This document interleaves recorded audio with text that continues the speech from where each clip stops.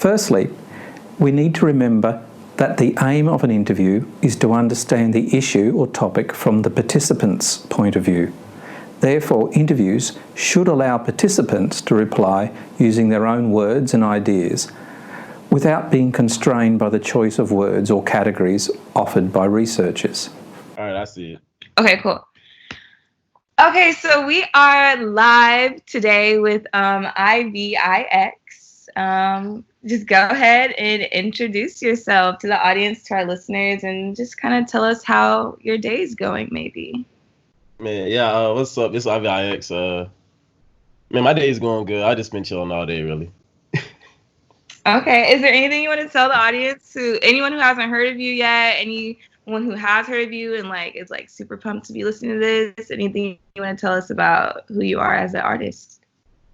I mean, I've been doing music my whole life, so I mean, I don't know really what to say. I mean, I make what I make. It's cool, I guess. Okay. Yeah. Okay, so you said you've been making music your whole life. So how did you start music? I want to say second grade. Whoa. There was like, do you want to join band? And I was like, sure. And I wanted to play the clarinet because of Squidward from SpongeBob. I thought it was a cool instrument. And then my teacher, the band instructor, was like, oh yeah, you can't play the clarinet. Your hands are too big and your lips are just too big for it. And I was like, oh. So then I was like, well, can I play trumpet? Because, trumpet's cool. And he was like, well, your lips are too big for trumpet. So then I was like, well, and he's like, here, try this. And then it was a trombone mouthpiece and that fit perfectly. So I just started with trombone. Then I self-taught myself trumpet later. So yeah. Period. Okay. So do you also play guitar? Because I hear a lot of guitar on all your music. So do you also play guitar? Yeah, I play everything. Unless stated otherwise, it's me. I typically do everything. Yeah. Okay, that's super dope. So does your band background have an influence on the music that you make right now? Because I noticed a lot of your music is focused heavily on Yeah, instrumentation. heavily. Because I went to performing arts high school. Okay. So we really learned the core build up and background behind music. And so I really think that because I consider myself more as a musical conductor than an actual musician, because it is a difference. So I feel like I'm more of a conductor or composer rather. So I approach my music the same way that my band directors did in high school, because we have more than one. And so I really take a lot of influence from it, more so from my main band director. And yeah, so so in short, yeah, I like to focus heavily on instrumentation from what I learned from doing band my whole life. In short, I picked up all the techniques and shit that we learned. That's what I use. Okay, that's super dope. Do you have a favorite chord progression? No, no. Okay. So do you have? So band is one of your influences, since you consider yourself more of a conductor. But do you have any artist influences on your music? I hope this doesn't sound narcissistic or anything, but no. Okay. No, not at all. The closest thing I would say is my homeboy Alfredo Agua. He's not he goes by Agua. He's not really an influence, but I feel like me and him are typically on the same wavelength when it comes to creative stuff, our creative output. So it's do what we think and analyze and interpret stuff. So I would say it's more so my friend Alfredo. But I wouldn't say he's an influence. He's more of he's a good drive for me. Not really. Yeah, me and him, we get each other really well, when it comes to music, art, film, stuff like that. He's my creative peer, I would say. That's dope. I love people who get it. Yeah. So you also do film and photography, and you write stuff, right? Yeah. So when you're making music, this was just my brain, since it's heavily instrument based, and you said stuff about a conductor. Do you use how you, I don't know how to even say this. Do you use how you operate with films and stuff in your music? Do you often make music to match film? Oh, all the time. Every song I make, typically I have a scene in mind. It's a blend of realism and escapism, the way I make my music. I like words and stuff like that. I read a lot. I love literature. So a lot of my music, I've used escapism, realism, and romanticism in the classical sense, not romance. I love you, you love me. but more in the sense of like the journey of oneself. So yeah, in short, I think of all my songs or most of my songs as like a score to a life or to a movie versus just being like a song. I don't know how to explain. Yeah, like that, I guess. Cool. I kind of figured that. I don't know how I figured that, but I'm very interested. I mean, one thing I always notice is the music in films. No matter if it's like just like small instrument background music or just like an actual song that I know, I always notice the music in films. And so I don't know, your music is just some music I can see in a film somehow. So yeah, I had to ask that question. But let's get into the EP that you're about to release. Yeah. Let's start off with the name. Die Velvet Ghoul, is that right? D Velvet Ghoul. D is I forgot what language. It's multiple languages. It's spelled die, but it's D. But I want people to say die because I think it's cool. Okay, so yeah. I'm one of the people. Okay, so let's explain the name. Where'd you get the name from? Because I think it's a cool name.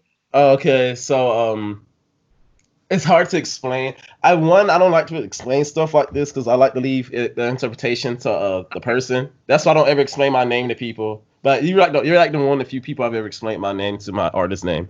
But like for the EP, I don't want to explain it, but at the same time I want to. Basically, I'm not going to explain it. It's just up to the person. Okay, that's fine. Okay, so will you explain how you came up with the concept and the sound for the EP? Oh, yeah. The title alone. Okay, yeah. I wanted to give it more I don't think this is a word, but like phantom-y, like a phantom kind of like approach, like a ghoulish approach.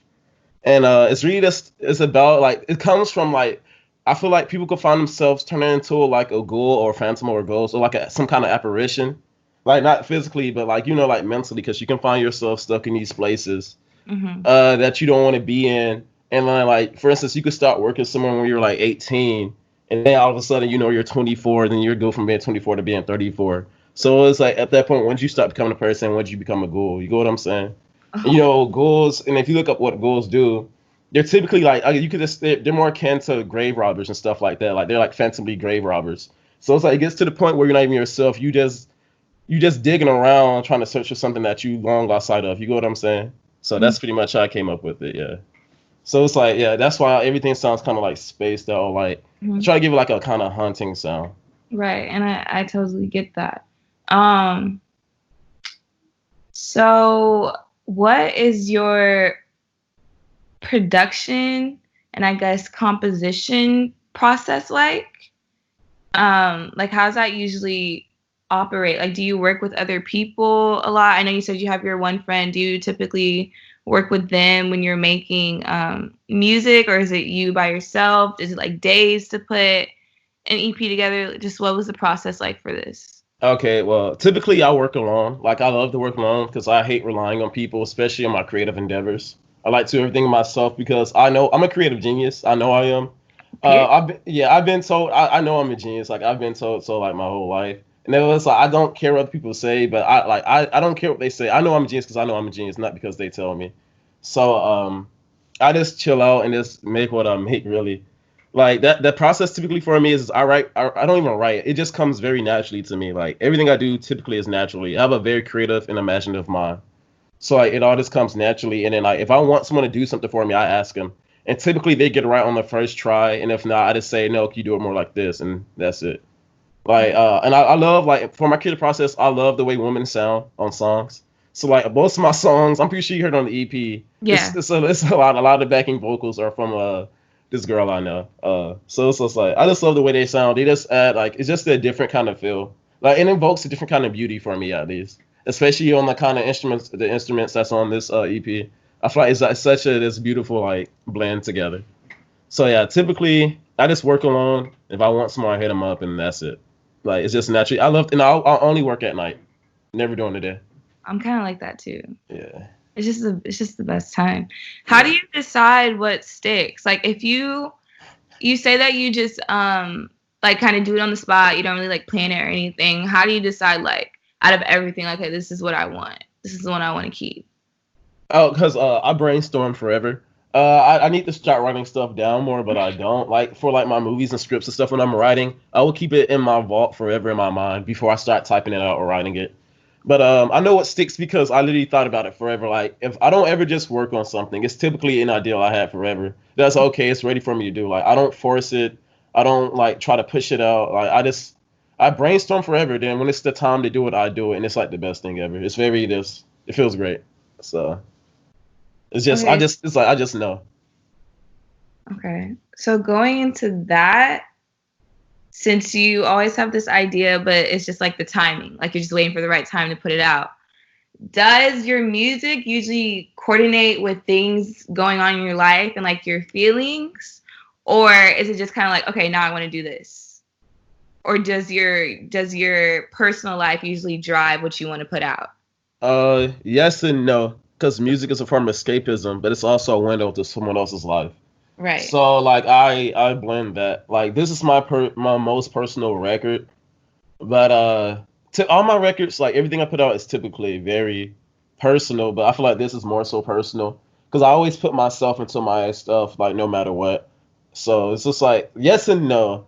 Like I don't know how to say it, but it's like a yes because at the same time I like to tell stories because a lot of stuff I do is very it's like conceptual, but at the same time add that realism from myself into it. If you get what I'm saying.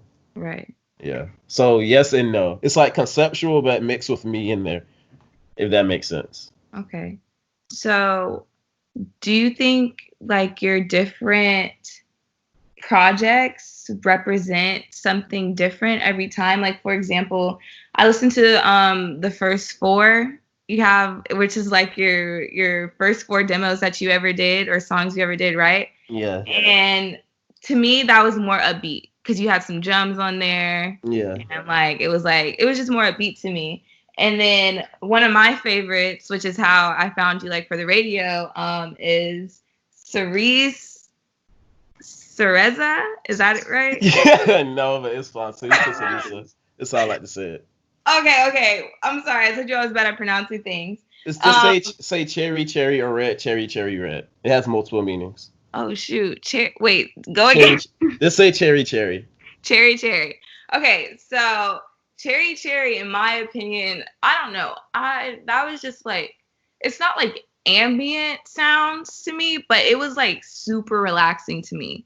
Um, and then this one is more like you said, it's like really kind of like haunting.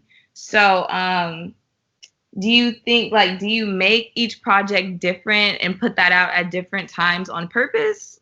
Like going back to the coordinating with your life thing. Yeah, I do everything differently on purpose. I don't ever want to be stuck. I sing about it on this album. I don't want to be stuck in complacency ever. So yeah, I make sure to always be different. Like I've actually when I first started like making my own music, like when I got done with band, like when I got done with like formal music, that's what I like to call it, because I feel like it's too restrictive. So when I first got done doing like band or whatever in 2014, I literally made a set list of like the projects I want to make. This one wasn't on it, but like all my other projects really are all listed on there. It's like this is something I had in plan since 2014 for 6 years now. Except for this one. This one was something I felt the need to do. But yeah, to answer your question, yes, I do have a plan to make everything sound different because I have a crazy project in mind I don't want to do.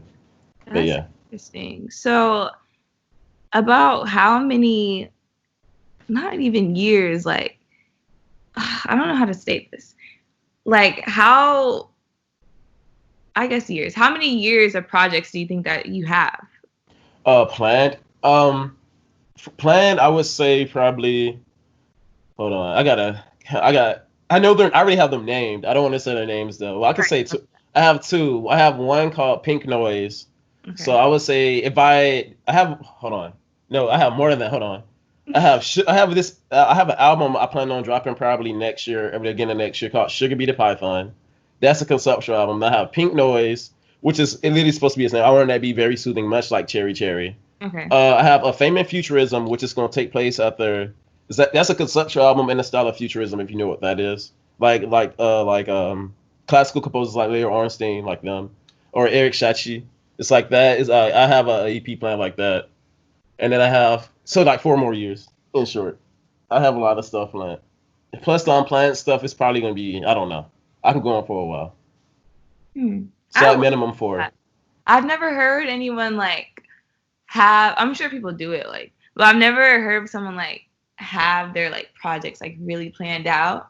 Yeah. And so I think it's cool that you do it and then you get it done, but you don't force it. Because a lot of Yeah. people plan stuff and then it's like, okay, I have to stick to this, I have to stick to this. Da, da, da, da, da. It's like, no, just go with the flow. Yeah. Yeah. Because I started this project literally. I was working on my album Sugar Be the Python, and then this EP just like hit me like I guess like it hit me like a truck, and I was like, I have to make this. Like it's something. Like I feel like all the songs in there, it was stuff I felt like I had to say. Like all the lyrics on there are very meaningful to me on D Velvet Ghoul. So I was like, I have to make this and I have to say it. So I just like stopped the production on that album to work on this EP. Interesting. So going off that, since you feel like you had to make this, what does this EP mean to you? Like, what is this gonna? It could be like what does it mean to you in general, and like what statement you're putting out to the world, or like what does it mean like for this milestone in your life? Like, what does it mean to you? Getting stuff out the way. That's it. Like it doesn't. For me, it means saying it, putting it into the world, and getting stuff out the way, and learning to be more secure in oneself, and to be able to move forward and don't get stuck. That's something I love to say. Whenever I get a job, I always tell myself not to get stuck. So this EP means to me not to get stuck. Interesting. Wow. I love that. Okay. So how do you think you've grown as an artist? And how do you want to continue to grow throughout all these projects that you have coming up? And through even just the message you're telling yourself right here, like, don't get stuck. Wait, can you repeat the question? Because Okay. when you said it, that first sentence you said made me think of something. But go ahead, say it again real quick. How do you think you've grown as an artist? And how do you continue to grow? I've grown a lot, actually. I feel like I learned that being simple is a lot better than being complex. For me, I have no interest in mastering any instruments. My interest and concern is more so learning and, well, not learning, playing and making stuff that makes me feel stuff and makes other people feel stuff and give people experiences and to make people experience things they haven't experienced before. Same for me. Like I typically say that I make music for myself because I do. I want to make visions and experiences for myself that I'm looking for that I can't find, and I want to share those with other people because it's like you can't experience this or feel this somewhere else. I want people to feel the same and experience the same things I feel. And not everyone feelings and experiences could be the same thing, and I think that's just cool. So I want them to go through that with me. So it's like this can mean something to me, but it can mean something different to them. I just think it's really cool. Like I feel like I've grown. When I first started music, I didn't really. I felt like I knew that, but not to the extent I knew now. And I feel like it's helping me like understand the complexity and being simple go hand in hand, and that you can have something super simple and make it complex, something super complex and make it simple. If that makes sense. No, I totally get it. So how do you want your listeners to receive this album? I mean, this EP. You said you wanted to be like y'all are sharing an experience, kind of. Yeah. But like, what do you want them to take away from it? Whatever they want. Like I said in one of my older projects, I said I forgot what I said actually the first part, but I remember the last part. It said, "But if you can relate, that's cool too." So if anything, like if you listen to it, you don't like it, you don't care for it, as long as you like it and or relate, that's cool with me. Like you can take whatever you want from it, man. Like I'm not gonna tell you how to feel, how to experience, or to what to take away from my project or any other project. I want them to feel what they want to feel, but like I said, they relate, that's cool too. Period. So I'm sorry, this is kind of backing up just because of everything that we've said, but do you see yourself focusing on other art forms more than music? Or do you think music is like your solid way of expression and finding a new experience through something? I feel like music and film will always be my go-tos. Music, I just really love what music can make people feel. So like music is like my go-to because like I really love the way a lot of people tell me I'm very soothing.